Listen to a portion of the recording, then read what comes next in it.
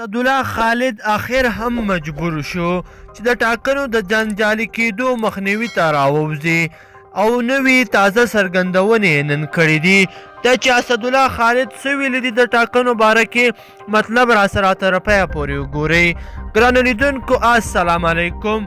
د افغانستان د دفاع وزیر اسدالله خالد په ټینګار سره وایي چې د ټاکنو د جنجالي کېدو مخنیوی د افغان امنیتي ادارو دنده ده.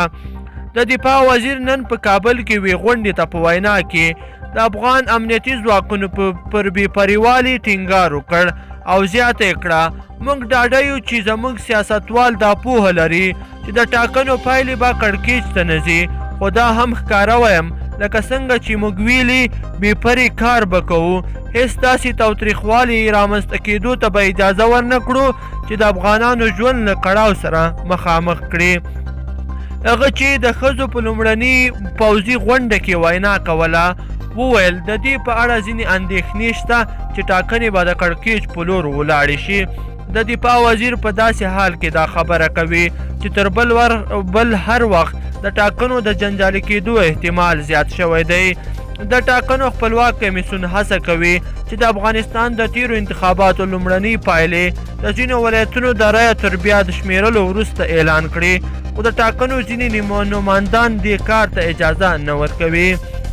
د ولسمشر غني د ټاکنیز ټیم پرته د عبدالله ګلبدین حکمتیار او رحمت الله نبیل ټاکنیز ټیمونه د رایو د بیا شمیرلو سره مخالفت کوي، خو ټاکنو کمیسیون وایي چې رایې دې بیا وشمارل شي. د یادولو وړ ده چې تېره ورځ د ټاکنو خپلواک کمیسیون ګواښ وکړ که چیرې دغه خنډونه دوام پیدا کړي دا بنسټ له حکومته وغوښتل چې په دغه بهیر کې مداخله وکړي. که څه هم د ټاکنو په بهیر کې د حکومت مداخله د یو لوري په تمامېدلی شي، خو افغان امنیتي ځواکونو ثابته کړې ده چې په ټاکنو کې هیڅ ډول مداخله نه ده کړې. البته د افغانستان د دفاع د وزیر اسدالله خالد په وینا چې که امنیتي ځواکونه مداخله کوي هدف به د ټاکنو د جنجالي کېدو مخنیوی وي. څارونکي په دې باور دي چې د دفاع وزارت د نوي وزیر اسدالله خالد په راتګ سره د هیواد د دفاع ځواکونو د تیرو 20 کلونو په پرتله زیات قوي شوي او تر ډیره بریده د یوې قومندې تر چوکاټ لاندې راغلي دي. خلک دې ته خوښ دي چې د افغانستان پوځ دا توان ولري چې د زورواکو مخنیوی وکړي او د یوې ځواکمنې قومندې په صورت کې هیواد له بحران څخه وساتي.